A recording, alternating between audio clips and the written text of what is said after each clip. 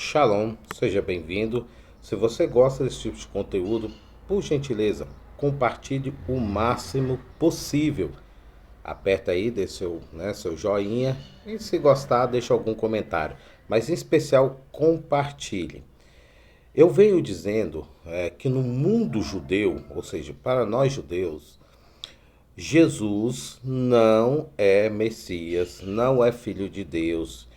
E como muitos pensam que eu estou mentindo, não só eu, mas outros judeus que falam isso, eu vim trazer uma das provas mais definitivas sobre o assunto.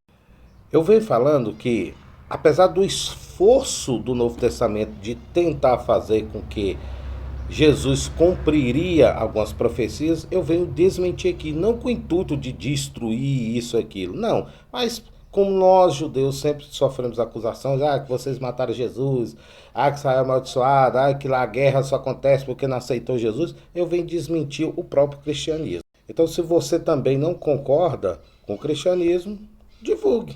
E uma das profecias mais clássicas que justifica a santidade de Jesus seria aqui em Isaías 7,14, que na tradução está assim: portanto, o meu Senhor vos dará um sinal, eis que uma virgem, segundo eles, conceberá e dará à luz um filho, e será seu nome Emanuel. E quando eu explico isso, eu falo que aqui sequer tem a palavra virgem, mas a palavra jovem e não virgem. A palavra jovem, alê, que vem da raiz alê, de jovem, pessoa muito jovem, né? E está se falando de uma mulher jovem. Por quê? Porque era muito comum lá em Israel algumas mulheres casarem jovens, né? E lógico, não ia ser mais moças, vocês entenderam? E mulheres mais velhas não conseguiam se relacionar com homem nenhum e morriam virgens, ou ficavam velhas virgens.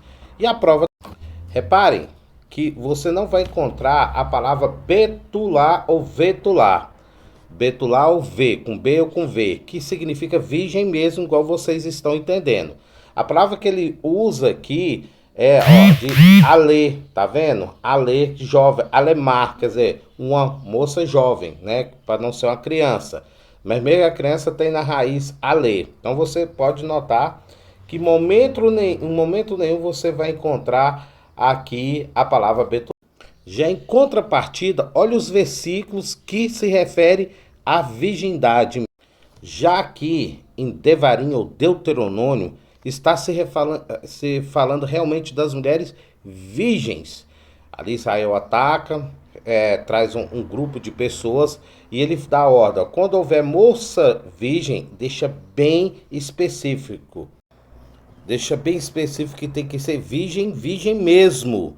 Ainda fala, moça virgem despojada com algum homem, ou um homem a achar na cidade, e se deitar com ela, ou seja, não pode, né? Vocês sabem o que.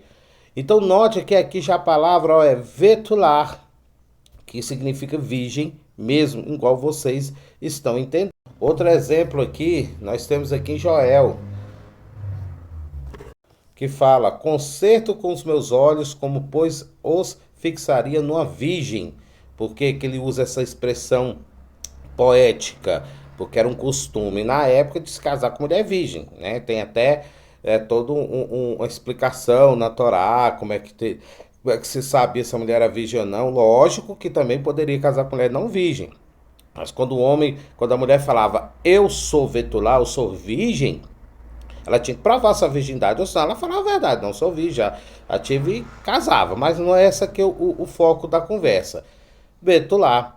Então repare que lá em Isaías, capítulo 7,14, que os cristãos e o Novo Testamento usam constantemente para dizer que para cumprir a promessa, Jesus nasceu de uma virgem, para cumprir a profecia que diz, e uma virgem vos dará uma luz, é mentira. Então, isso aqui é para mostrar para vocês que o Novo Testamento, ele não é santo, não é divino e foi criado por romanos no primeiro concílio. Então, isso aqui é para provar que a profecia de Isaías 7,14 sequer fala de virgem. Na verdade, aqui está falando de uma situação de que o rei passava uma guerra em Israel e ele queria saber quando que essa guerra iria acabar. E ele ora a Hashem, a Deus, e Deus manda o profeta. E o profeta diz, olha, é o seguinte, o período que você vai guerrear, ou seja, o tempo que você vai ficar em guerra, vai ser o seguinte, quando essa jovem, porque a mulher tinha casado, quando essa jovem der uma luz, né? Quando essa jovem der uma luz, né? Aí até fala, quando começar a falar, a andar, você vai colocar o nome dele de Emanuel, porque era costume antigamente em Israel, quando você estava na situação, pedir alguma coisa para Deus, você dá o nome do filho em homenagem àquela situação. Por exemplo, Deus te livrou da morte, Deus é meu salvador. Se Deus te deu sabedoria, você colocava o nome do filho, Deus é minha sabedoria. Era um costume de Israel fazer isso. E no caso, eu falei, você vai colocar o nome de Emanuel, por quê? Porque Deus vai te ajudar você. Deus está com você, né? Que se Deus está conosco, está com você e você vai vencer essa guerra. Então, quando ele começar a entender, começar a falar, quando ele começar a fazer isso, você pode ter certeza que vai ser aí que você vai vencer essa guerra. Era isso que o profeta estava falando. Não estava falando nada de Messias, não estava falando nada disso e muito menos dizendo que uma virgem ia ter um filho milagroso. Então, eu espero que vocês compartilhem bastante para chegar ao máximo de pessoas possível, para que essas pessoas que tanto acusam as outras pessoas, acusam todo mundo, entenderem que antes desses cristãos acusarem alguém, eles primeiro têm que conhecer a própria religião.